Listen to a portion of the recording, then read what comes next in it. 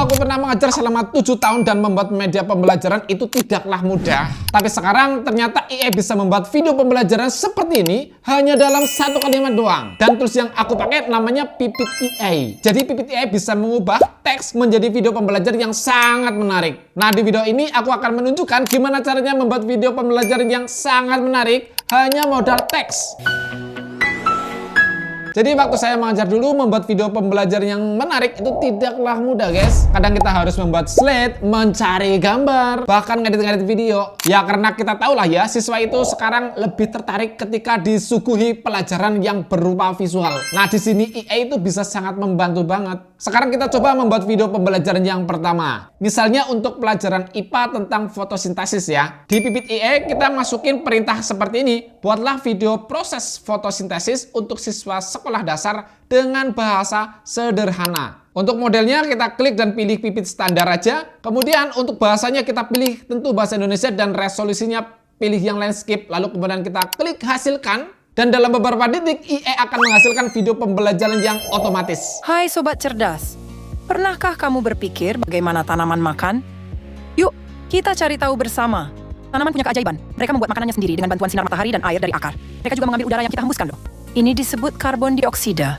Di dalam daun, semuanya digabungkan menjadi makanan untuk tumbuhan yang disebut glukosa. Nah, seperti yang kamu lihat ya, IE langsung membuatkan narasinya, visualnya, bahkan animasinya. Jadi pembelajaran akan jauh lebih menarik, guys. Nah, sekarang kita tes dengan percobaan yang kedua ya. Misalnya untuk pelajaran sejarah. Kita masukin teks seperti ini. Buatlah video edukasi untuk siswa SMP tentang pertempuran Surabaya tahun 1945 di Indonesia. Kemudian seperti biasa kita klik hasilkan. Dan dalam sekejap IE-nya langsung membuat video animasi seperti ini. Setelah proklamasi kemerdekaan, kenapa di Surabaya malah pecah perang? Ini semua dimulai dari satu insiden di Hotel Yamato. Sebuah bendera Belanda dirobek oleh orang-orang Surabaya. Ini adalah petanda perang yang tak terhindarkan. Di tengah situasi panas, Bung Tomo membangkitkan semangat rakyat melalui radio. Suaranya menjadi getaran perang.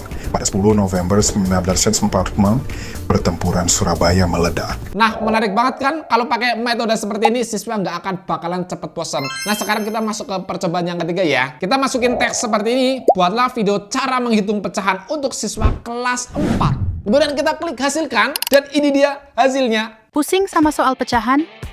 Tenang, kita belajar cara menghitungnya dengan cara yang super gampang. Bayangin ini adalah pizza. Kalau dipotong jadi 4 bagian sama besar, satu potongnya adalah 1/4. Kalau kita tambah 1/4 dan 1/4, hasilnya 2/4. Yang bisa disederhanakan jadi 1/2. Mudah kan? Sekarang, coba kita kurangi. Ini coklat 3/8. Kalau kita makan 2/8, berapa yang tersisa? Nah, misalkan kamu menganggap ini masih perlu disempurnakan, kamu bisa klik edit lagi, guys. Bahkan di sini kamu bisa edit subtitlenya, potong videonya, atau memasukkan audio yang lain, mengganti audio yang sudah ada. Bisa banget, guys. Nah, itulah gunanya IE. Dengan cara ini, guru akan bisa membuat pembelajaran yang menarik, nggak ngebosenin. Nah, jadi menurut saya ya, yang juga sudah memiliki pengalaman mengajar selama 7 tahunan, keuntungan guru menggunakan metode ini bisa membuat materi pembelajaran yang sangat cepat. Kemudian yang kedua, video yang dihasilkan tentu nggak akan ngebosenin dan menarik bagi siswa, guys. Nah, kemudian yang terakhir lagi nih, guru nggak perlu belajar editing yang rumit. Karena hanya menggunakan IE aja, modal teks doang sudah bisa menghasilkan video yang sangat-sangat menarik. Nah, tapi di sini jika kamu ingin mendapatkan hasil yang maksimal menggunakan tools ini, yang pertama adalah gunakan prompter atau perintah yang spesifik dan jelas. Jangan ambigu, guys. Nah, supaya IE-nya nggak bingung. Dan kemudian yang kedua, sesuaikan bahasanya dengan usia siswa. Kalau misal usianya SD, ya kamu masukin aja di situ untuk anak SD. Kalau SMA, ya silakan masukin anak SMA. Sehingga nanti bahasa dan narasi visualnya itu menyesuaikan sesuai dengan kategori umur siswa, guys. Gimana? Apakah IE ini merupakan ancaman bagi guru? Atau malah justru bisa membantu proses belajar mengajar? Tulis pendapatmu di kolom komentar sini ya. Oh iya, jangan lupa subscribe dan like video ini untuk mendapatkan notifikasi video-video terbaru dari kami, guys. Oke ya, selamat beraktivitas.